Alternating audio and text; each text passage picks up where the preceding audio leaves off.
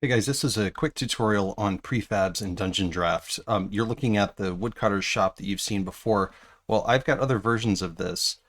There's an empty version, and I use that empty version to very quickly create a tavern. And the way I did that is with prefabs. So they were introduced recently. Prefabs were.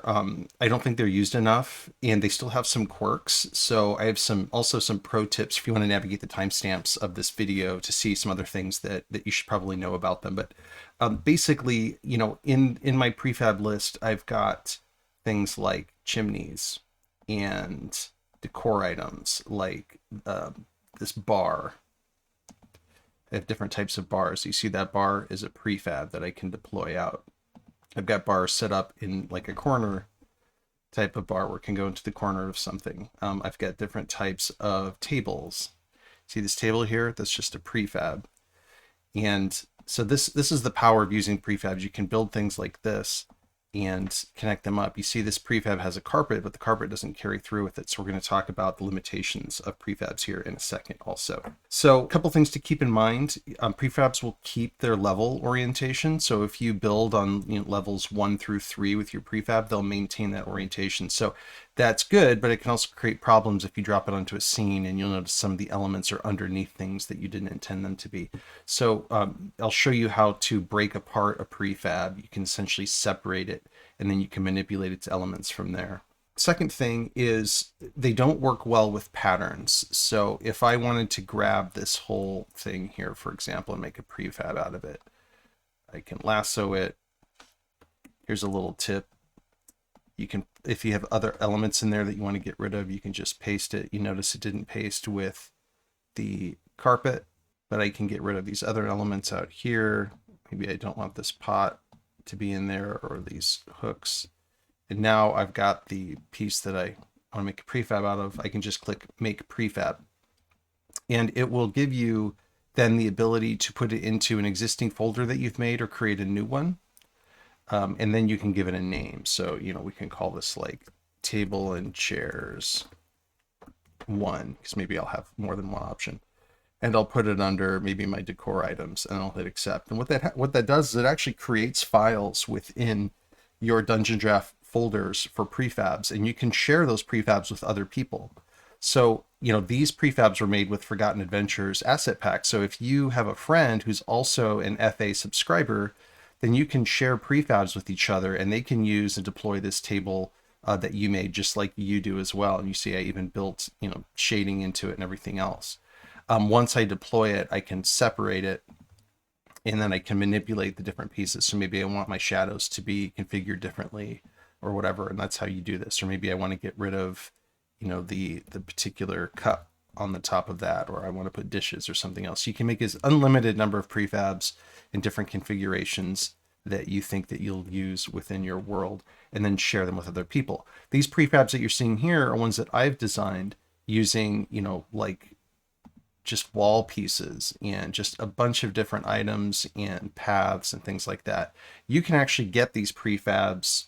We swap these on my Discord all the time. So, if you like this kind of thing and you've got some cool stuff that you use and you use FA, everyone on my Discord is a FA subscriber just because it's the base artwork that I use in my map making. So by all means, come check us out and swap some of your good ideas.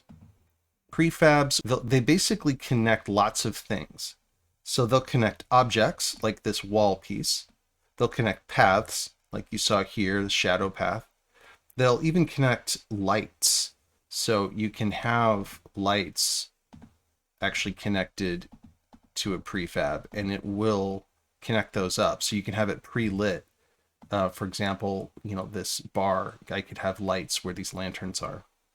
What it won't do is patterns. So, and it'll be hit or miss. Sometimes it'll connect to patterns, sometimes it won't. So I just don't recommend using patterns. I try to avoid patterns with my prefabs in general.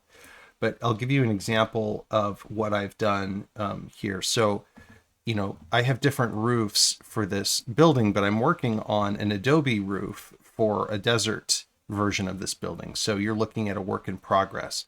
And I've already got some prefabs here that I've created. This one is a chimney prefab. By the way, the prefabs won't stay as prefabs if you open and close your drawing. Like for example, here is let me go to my chimneys, and I've got this metal chimney, like the one I've got deployed there, and I can deploy it out here. And this chimney I've got sitting above the roof line, so I can deploy it anywhere and it would be in the right spot. But once you deploy it and open back up again, it'll be in separate pieces. And here's another example of what I've created. So in my Adobe piece, because I'm doing a lot, I'm converting basically all of my buildings to Adobe. I have this decorative skylight, but I also wanted this grate within it. And because the grate wouldn't store with the skylight, I created it separately. And then I just made a prefab out of it that I could tuck in here. So if I turn off Snap to Grid, I can tuck it in underneath. And now I've got this nice decorative piece that I can use over and over again on roofs. Just to show you guys how I made that piece, because you're probably wondering, like, what is this grate? You can see it's a grate, but it's a lot smaller than a normal grate. What I did was I came over to my pattern shape tool. I selected my grate, this one, and then I made a large version of it.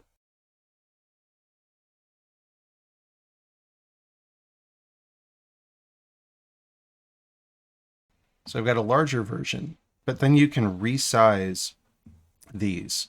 So here I'm, making it smaller, and it gives me this nice, same grate, but a very fine one. So it looks more like a vent than a grate. I did the same thing with this floor piece here. You can recognize the normal floor, but I made it a lot smaller, and it makes for a nice sort of matte top to this, to what will ultimately be this roof for an Adobe style roof. The other thing that prefabs won't connect are walls. So if I deploy a wall, then I can't actually turn that into a prefab. I can't lasso it and make a prefab out of it. The way you get around that, if you're using Forgotten Adventures, is you use their wall asset. So if I just do a search for a wall, I'll see all of the walls that FA provides, but they're in an object format. And so this is super helpful. If I put this at level 700 above walls and I create a prefab from it, then this will deploy above the walls. And so this is just really, really helpful if you want to make a fireplace with a wall built into it. You can actually do that with this. Of course, it won't recognize it as a wall if you go to export it, but it's still very helpful if you want to make prefabs that include walls as well. So to deploy a prefab, let's say I want to deploy, this table. You can put it on your map. You can't actually spin it or do anything with it yet. You have to just deploy it, and it deploys it as a group.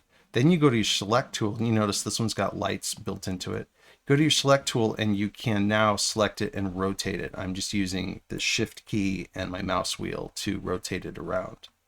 Now, another pro tip with prefabs is they scale. So this is really cool. You can make this really large or really small, which isn't going to make sense for furniture unless you're building some kind of halfling thing. But it does make sense when you build stuff like this. And so you can take these things and make them bigger or smaller. So let me show you an example. Here's a prefab of a dome. And I put this dome in my Adobe set. So I can have like a dome sitting there. I'll turn grid off. So this dome is just a prefab that's built with different paths. So here's some objects and paths that all are set up to make it look like it's three-dimensional. Okay. Here's some light pieces. Here's, some wibbly wobbly line.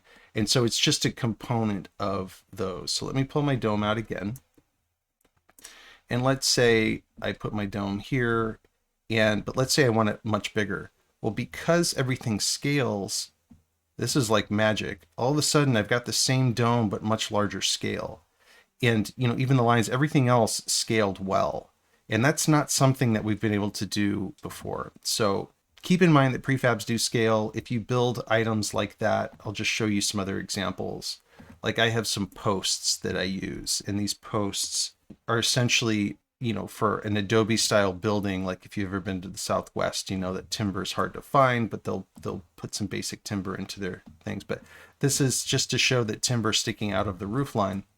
This is all just a prefab with, a piece of wood and then some, carefully placed shadows and then it creates something that I can just spam all over the place because I do a lot. I have a lot of buildings.